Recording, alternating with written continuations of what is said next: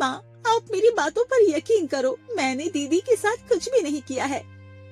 हाँ बेटी, मैं जानती हूँ तुमने दीदी के साथ कुछ नहीं किया, इसीलिए मैं तुम्हारे कमरे से तुम्हारा पंख लेकर आई हूँ। तुम ये पंख लो और यहाँ से चली जाओ और अपनी बेगुनाही साबित करो। अपनी 6 बहनों को वापस लेकर आओ, वो जरूर किसी मुसीबत में है। ठीक है माँ, मैं आपसे वादा करती हूँ, कुछ भी हो जाए मैं अपनी सभी बहनों को वापस लेकर ही आऊंगी।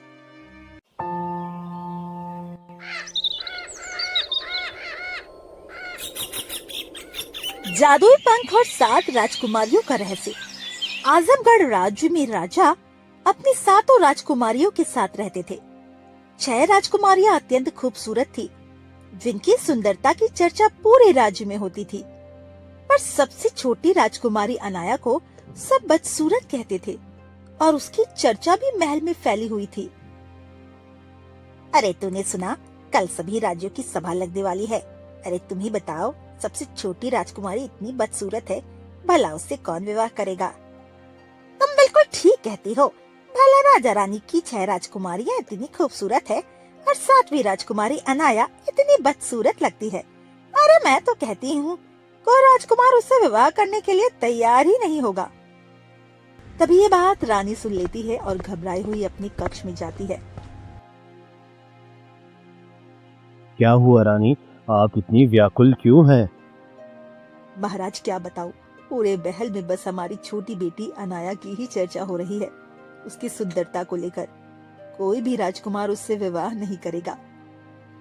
नहीं रानी, ऐसा कैसे हो सकता है? देखना, हमारी छोटी बेटी का विवाह भी जरूर होगा। महाराज, मैं माँ हूँ, मन में डर तो लगता है। अगर हमारी 6 राजकुमारियों का विवाह हो गया और हमारी अनाया को किसी ने नहीं अपनाया तो कितना खराब लगेगा। इसमें हम कर भी क्या सकते हैं? अब जो होगा सब कल सभा में पता चलेगा।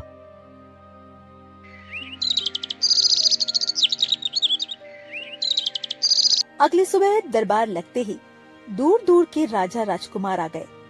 इधर 7 राजकुमारियां अपने कक्ष में तैयार हो रही थी। अरे तुम क्यों तैयार हो रही हो अनाया? तुम कितना भी तैयार हो ना, ऐसी ही बदसूरत दिखोगी। दीदी, ये कैसी बातें कर रही है आप? सुंदर या बदसूरत सब भगवान की देन है। अरे दीदी, इसे क्यों समझा रही हो? हमारी खूबसूरत बहनों के बीच ये तो धप्पा है। हमारे चमक के आगे तो ये अमावस्या का चांद लगती है। सभी बहनें मिलकर हंसने लगती है, पर अनाया शांत रहती है। आप लोग जो कहे दीदी, पर मुझे अपनी सूरत से कोई शिकायत नहीं है। मैं जैसी हूँ मुझे उसी में खुशी है। सब तैयार होकर दरबार में आती है। मेरे दरबार में आए सभी राजाओं और राजकुमारों का स्वागत है। मेरी 7 राजकुमारियां उपस्थित है, जिनसे विवाह करना हो वो आगे आए। महाराज, मुझे राजकुमारी सुरभि पसंद है, मैं उनसे विवाह करना चाहता हूँ। यदि हमारी बेटी को भी पसंद आओगे तो विचार किया जाएगा। महाराज, मुझे राजकुमारी कुसुम बहुत पसंद है, मैं उनसे विवाह करना चाहता हूँ। और ये क्या, 6 राजकुमारियों के बगल में ये काली काली कौन खड़ी है? कोई दासी तो नहीं है? अरे तू नहीं जानता, ये भी राजकुमारी ही है, सबसे छोटी अनाया, वही बदसूरत। अरे ऐसी बदसूरत से कौन विवाह करेगा? ऐसी को तो मैं अपने महल की दासी भी ना बनाऊं, पत्नी तो दूर की बात है। राजकुमार, ये कैसी बातें कर रहे हैं आप? ये मेरी बेटी है, इसका इस तरह मजाक उड़ाना उचित नहीं। क्षमा करें महाराज, पर ये तो मजाक का विषय है। जहां आपकी 6 राजकुमारियां इतनी सुंदर है, वहीं ये इतनी काली और बदसूरत। यदि बुरा लगा हो तो क्षमा करें। राजा ये सुनकर क्रोधित हो जाते हैं। बहुत हुआ, आप लोग यहाँ से चले जाइए, हमारी पुत्री का अपमान हम नहीं सहेंगे। ठीक है महाराज, पर हम में से कोई भी आपकी इस 7वीं राजकुमारी से विवाह नहीं करेगा। बाकी 6 से तो हम विवाह करने को तैयार हैं। ये कहकर सभी राजकुमार दरबार छोड़कर चले जाते हैं। राजा सिर पकड़कर बैठ जाते हैं। हे भगवान, मेरी बेटी की किस्मत में ऐसा क्या लिखा है जिसके कारण मेरी बाकी राजकुमारियों का विवाह भी रुक गया? पिताजी, आपने इसकी वजह से उन राजकुमारों को क्यों डांटा? हमारा विवाह क्यों रोकी? तुम्हारी छोटी बहन का सब मजाक उड़ा रहे थे। पिताजी, अगर वो बदसूरत है तो बदसूरत ही कहलाएगी ना। ऐसा नहीं चलेगा कि उसकी वजह से हम 6 बहनें अपनी जिंदगी खराब करें। जिसने मुझे पसंद किया मैं उसी से विवाह करूंगी। पर सभी राजकुमारी गुस्से में चली जाती है।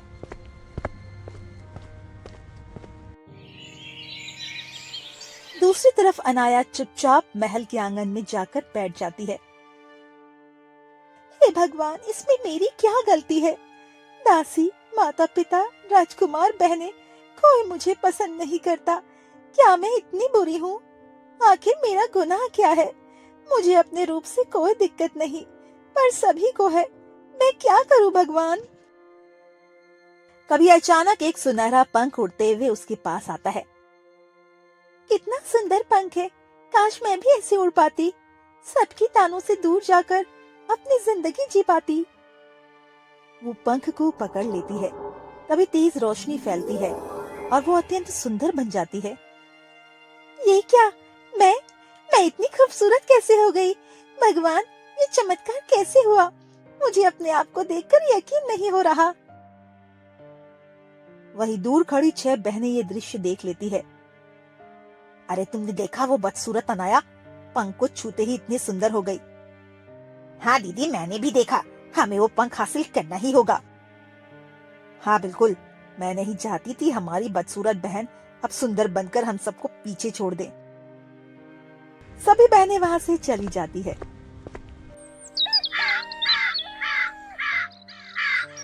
अगली सुबह रानी अनाया के कक्ष में पहुँचती है। बेटी, ये क्या, तुम इतनी सुंदर हो गई हो, मुझे तो यकीन नहीं हो रहा।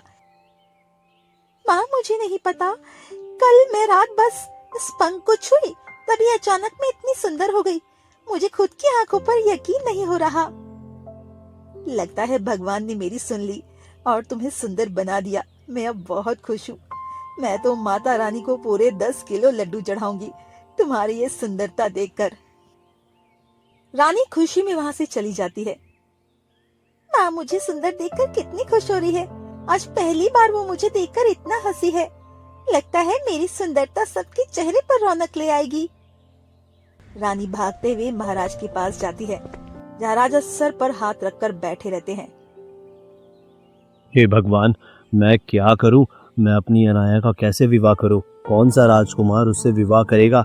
मैंने पिताजी से वचन दिया था कि मैं अपनी 7 राजकुमारियों का विवाह एक साथ करूंगा, लेकिन हमारी 6 राजकुमारियों को तो सभी पसंद कर लेते हैं और उसे कोई पसंद नहीं करता। तभी रानी वहाँ पहुँचती है। क्या हो गया रानी? थोड़ा आराम से, पैर में चोट लग जाएगी। महाराज, इतनी खुशी की बात है कि मुझसे रहा नहीं जा रहा। हमारी छोटी बेटी अनाया अब सुंदर हो गई है, वो भी हमारी 6 बेटियों से ज्यादा।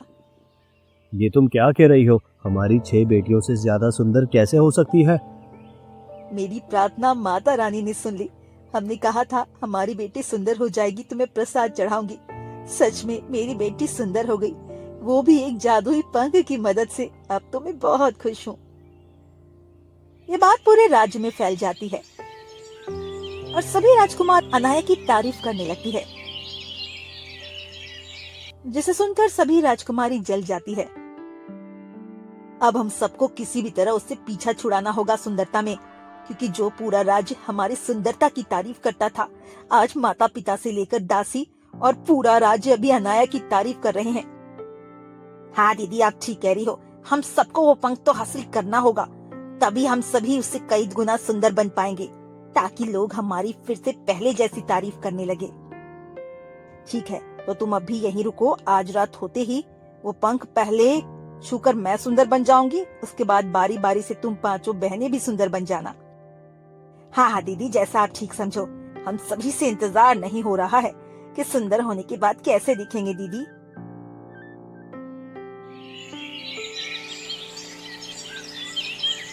रात होते ही राजकुमारी सुरभि चुपके से अनाया के कमरे में जाती है। यही सही मौका है, मुझे जल्दी से वो पंख लेना होगा। वो पंख उठा लेती है। हे जादुई पंख, मुझे सुंदर बना दो और मेरी बहन से कई ज्यादा सुंदर बना दो। तभी तेज रोशनी फैलती है और वो घने अंधेरे जंगल में पहुंच जाती है। ये क्या, मैं कहाँ गई हूँ? मैं तो सुंदरता मांगी थी। ये कैसी जगह है जहाँ चारों तरफ सिर्फ अंधेरा ही अंधेरा है। तभी एक रहस्यमयी आवाज गूंजती है। तुमने लालच में सुंदरता मांगी थी, इसका परिणाम तुम्हें भुगतना पड़ेगा। तुम अब कभी अपने राज्य नहीं लौट पाओगी और हमेशा इसी अंधेर नगरी में कैद रहोगी। नहीं, ऐसा मत करो। भगवान के लिए मुझे सुंदर नहीं बनना, लेकिन मुझे यहाँ कैद मत करो।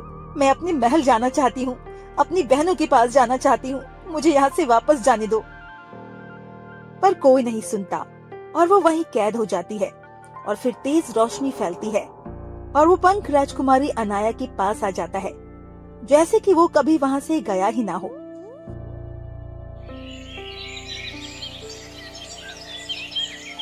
वहीं अगली सुबह होते ही पांचों बहनें परेशान होकर बैठी रहती है। दीदी अभी तक वापस नहीं आई, सुबह भी हो गई, कहीं महल में भी नहीं दिख रही है। जरूर वो सुंदर होकर हमें बताना नहीं चाहती, ताकि हम सबकी सुंदरता ना बढ़ जाए। आज रात होते ही मैं भी उस पंख से सुंदर बन के रहूंगी। उसके बाद बाकी तुम चारों भी बारी बारी से आ जाना।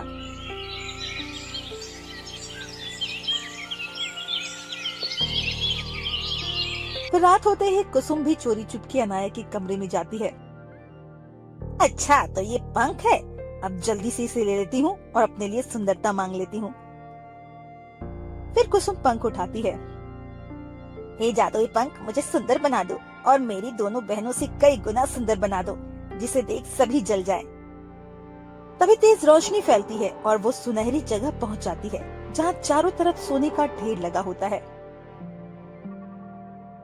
ये क्या, मैं सुंदरता मांगी थी, पर मैं तो किसी सुनहरी जगह आ गई हूँ, जहाँ हर चीज सोने की है। चलो ये भी ठीक है, मैं यहाँ से सारा सोना लेकर बड़ी महारानी बन जाऊंगी। वो सोने को छूती है और मूर्ति बनने लगती है। नहीं, ये क्या हो रहा, मेरा शरीर क्यों सोना बन रहा है? मुझे सोना नहीं चाहिए, मुझे सुंदरता भी नहीं चाहिए, मुझे ठीक कर दो। ये क्या हो रहा है? नहीं नहीं नहीं। कुछ ही पलों में वो सोने की मूर्ति बन जाती है। तुम अब कुछ नहीं कर पाओगे और हमेशा इसी मूर्ति के रूप में कैद रह जाओगी और मेरा रहस्य कोई नहीं सुलझा सकता। ऐसे ही धीरे धीरे बाकी चारों राजकुमारियां भी अपनी सुंदरता मांगने के चक्कर में अलग अलग दिशा में जाकर कैद हो जाती है, जिससे पूरे राजमहल में अफरा तफरी मच जाती है। ये क्या हुआ? हमारी बाकी राजकुमारियां कहीं दिखाई क्यों नहीं दे रही? पता नहीं महाराज, मैं सोच रही थी इतने दिनों से शायद वो लोग किसी वन में घूमने गए होंगे या अपने किसी दोस्त के पास पड़ोस राज्य में होंगे, लेकिन हमारी 6 राजकुमारियां नहीं है, सिर्फ अनाया है महल में। अनाया को अभी के अभी राज दरबार में बुलाया जाए। मुझे लगता है अनाया ही ने हमारी बाकी राजकुमारियों के साथ ऐसा किया है। ऐसा कैसे हो सकता है महाराज? नहीं, वो ऐसा नहीं कर सकती है। उसे मेरे सामने लेकर आओ। कुछ देर बाद दरबार लगता है। राजा और रानी दरबार में बैठे होते हैं कि सैनिक राजकुमार अनाया को लेकर आते हैं। पिताजी, मेरी बाकी 6 बहनें कहाँ गई? मैं भी कई दिनों से परेशान हूँ, पर मैं उन्हें कहीं भी नहीं देख पा रही हूँ। झूठ मत बोलो, मैं जानता हूँ तुमने ही हमारी सभी राजकुमारियों को गायब किया है। बताओ, उनके साथ ऐसा क्या किया है? वो तुमसे ज्यादा सुंदर थी और तुम उनसे ज्यादा सुंदर बनी हो। शायद तुमने ही कुछ किया है हमारी बेटियों के साथ। बताओ। पिताजी, आप कैसी बातें कर रहे हो? मैं भला उन्हें क्या नुकसान पहुँचाऊंगी? मैं भी उनके लिए बहुत परेशान हूँ। तो तुम्हें सुंदरता कैसे मिली? जरूर तुमने ही उस जादुई पंख से हमारी 6 बेटियों की बलि दी, इसीलिए तुम इतनी सुंदर हो गई। तुम मेरी बेटियों को अभी के अभी वापस लाओ। पिताजी, आप कैसी बातें करते हो?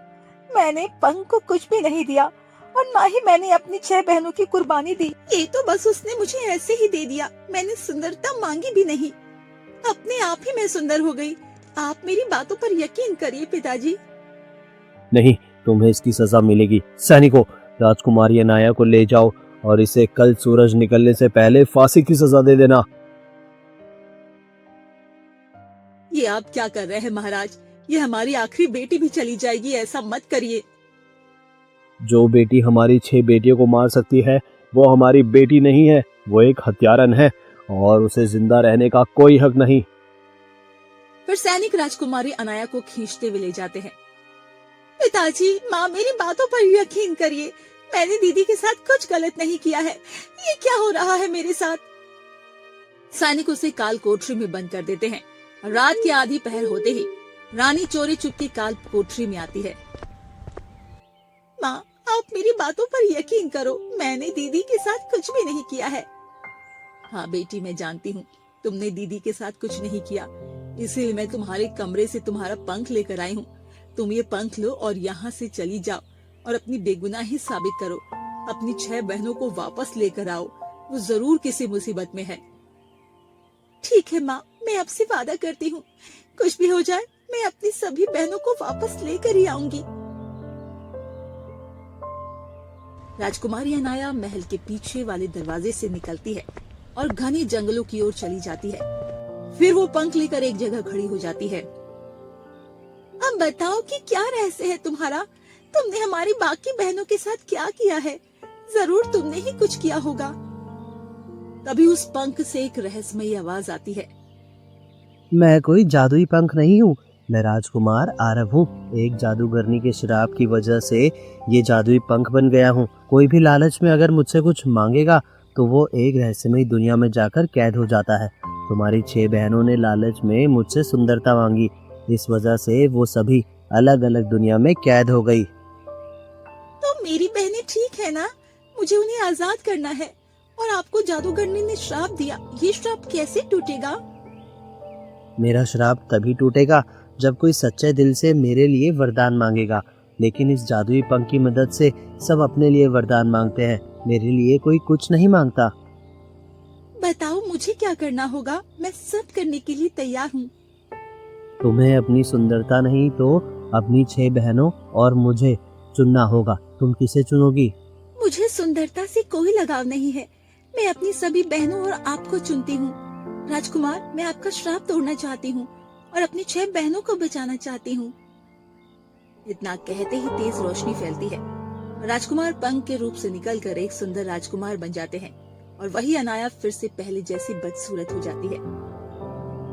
मुझे यकीन नहीं हो रहा, तुम इतनी सुंदर वाला चेहरा छोड़कर फिर से पहले वाला बदसूरत चेहरा अपनाकर आ गई। कोई लड़की इतना नेकदिल कैसे हो सकती है?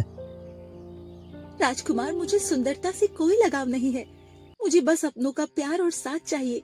अब मुझे अपनी बहन को बचाना है, चलिए मुझे मेरी बहन के पास ले चलिए। हाँ चलो, वो यही रहस्यमयी दुनिया में कैद है, मैं तुम्हें वहाँ ले चलता हूँ। दोनों वहाँ से निकल पड़ते हैं और थोड़ी दूर जाने के बाद वे एक अंधेरी दुनिया में पहुँचते हैं। ये क्या? यहाँ तो सिर्फ अंधेरा ही अंधेरा है। राजकुमार, कुछ दिख नहीं रहा है। इस दुनिया का यही खासियत है, जिसके मन में जितना जलन होगा वो अंधेरी दुनिया में आकर कैद हो जाता है। तुम्हारी बहन भी यही होगी, हमें बस थोड़ा आगे जाना होगा। तभी एक तेज आवाज आती है। कौन है? सामने आओ। ये तो मेरी बहन सुरभि की आवाज है। थोड़ी आगे जाने पर सुरभि अनाया को देखते ही गले लग जाती है। अनाया, अनाया, तुमने मुझे ढूंढ लिया, मैं बहुत परेशान थी। मैंने तो उम्मीद ही छोड़ दी थी कि मैं कभी घर वापस आ पाऊंगी। मैंने लालच में वो पंख छुआ, इस वजह से मैं यहाँ आ गई। मुझे ऐसा करना ही नहीं चाहिए था। वो पंख एक श्रापित पंख था दीदी, और ये देखो, ये राजकुमार आरव है, यही उस पंख में कैद थे। मैंने अपनी सुंदरता त्याग कर आपको और राजकुमार को बचाने का निर्णय लिया था। सच में तुम बहुत नेक दिल की हो। अब बाकी बहनें भी अलग अलग दुनिया में कैद हैं, हमें सबको वापस लाना होगा। फिर तीनों आगे बढ़ते हैं। थोड़ी दूर जाने के बाद एक सुनहरी दुनिया में पहुंच जाते हैं। ये क्या? ये तो सोने की दुनिया है, और इतना सुनहरा दुनिया। तुम्हारी दूसरी बहन इसी में कैद है। यहाँ तो कोई नहीं दिख रहा, सिर्फ सोना ही सोना दिख रहा है। और वो क्या? सामने में तो एक सोने की मूर्ति पड़ी है। ये किसकी मूर्ति है? ये तुम्हारी बहन की ही मूर्ति है। पर मुझे समझ नहीं आ रहा है कि ये सब दुनिया आखिर किसकी है, और एक अंधेरी की दुनिया और ये सुनहरी सोने की दुनिया। ये सब उस जादूगरनी का बनाया हुआ माया जाल है। तुम्हारी सभी बहनें एक एक माया जाल में फंसी हुई हैं। जैसे ही तुम सबको यहाँ से निकाल लोगी, इन सभी जालों के शक्ति खत्म हो जाएगी, और ये सब सिर्फ तुम ही कर सकती हो अनाया, क्योंकि तुम्हारा दिल नेक और पवित्र है। तो ये सोने की मूर्ति शायद मेरी बहन है। हाँ, हमें उन सबको वापस लाना होगा। अनाया आगे बढ़ती है और जैसे ही सोने की मूर्ति को छूती है तभी तेज रोशनी फैलती है और उसी पल राजकुमारी कुसुम अपने असली रूप में आ जाती है। मुझे तो यकीन नहीं हो रहा मैं फिर से इंसान बन गई। मुझे तो उम्मीद नहीं थी कि मैं कभी इंसान बन पाऊंगी। मेरी बहन अनाया, तुमने हमें बचा लिया। दीदी, मैंने नहीं बचाया, ये तो हम सबके प्रेम ने बचाया है। अब चलिए हमें बाकी की बहनों को ढूंढना है। ये राजकुमार कौन है दीदी, और आप? मैं भी अंधेरी की दुनिया में कैद हो गई थी और वो यही राजकुमार है जो इस जादुई पंख में कैद थे। हम सब फंसे हुए हैं, यानी हमारी बाकी 4 बहनें भी इसी तरह अलग अलग दुनिया में फंसी होंगी। हाँ, हमें उन सबको वापस लाना होगा। सब आगे बढ़ते हैं। धीरे धीरे बाकी 4 राजकुमारियों को भी आजाद कर देते हैं।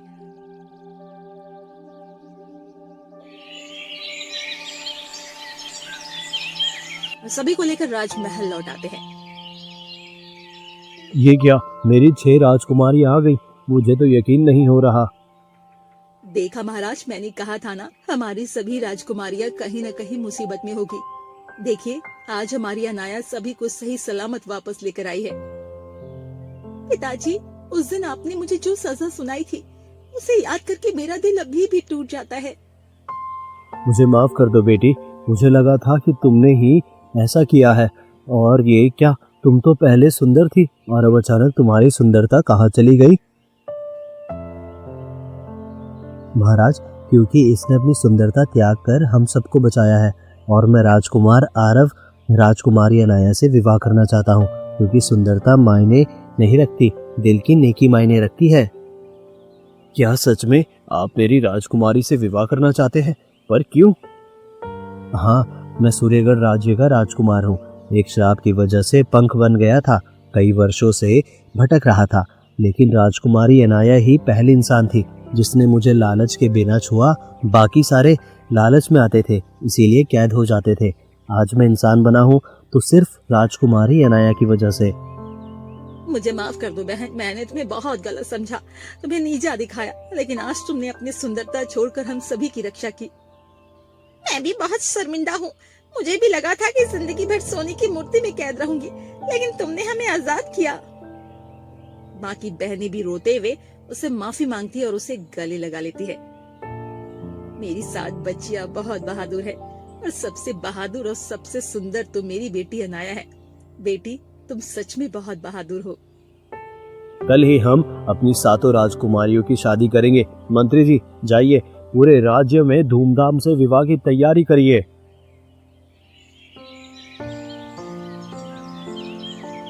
अगली सुबह भव्य उत्सव के साथ सभी 7 राजकुमारियों की विवाह हो जाती है।